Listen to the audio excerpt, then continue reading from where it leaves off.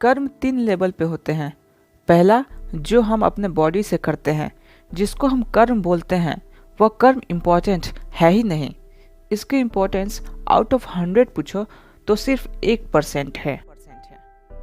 दूसरा कर्म वो है जो हम बोलते हैं, और तीसरा है जो हम सोचते हैं। असली कर्म यही है जो हम सोचते हैं, क्योंकि आपकी सोच ही आपके जीवन का आईना है। जैसा आप सोचते हैं वैसा ही आप बनते हैं। जो आदमी सही सोच नहीं सकता वह सही बोल सकता है क्या? कभी नहीं। जो सही बोल नहीं सकता वो सही करेगा क्या? तो मैं बात कर रहा हूं सोच की लेवल पे, कर्म।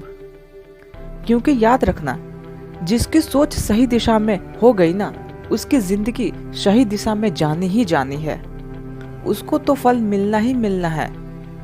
देखो सुनो, फल के बारे में जो मांग रहा है, ऐसे हाथ फैलाकर भगवान के आगे कि मुझे एग्जाम में अच्छे मार्क्स दिला दो, बिजनेस में मुझे पैसा दिला दो।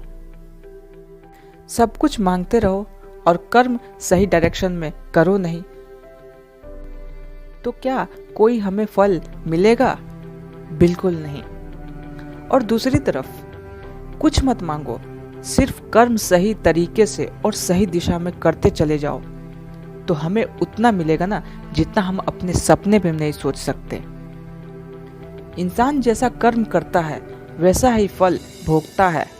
इसे यूं समझे, किसान जो बीज बोता है उसे फसल के रूप में बाद में वही काटता है। भगवान श्री कृष्ण गीता में स्वयं कह गए हैं कि कोई भी इंसान एक पल भी कर्म किए बिना नहीं रह सकता।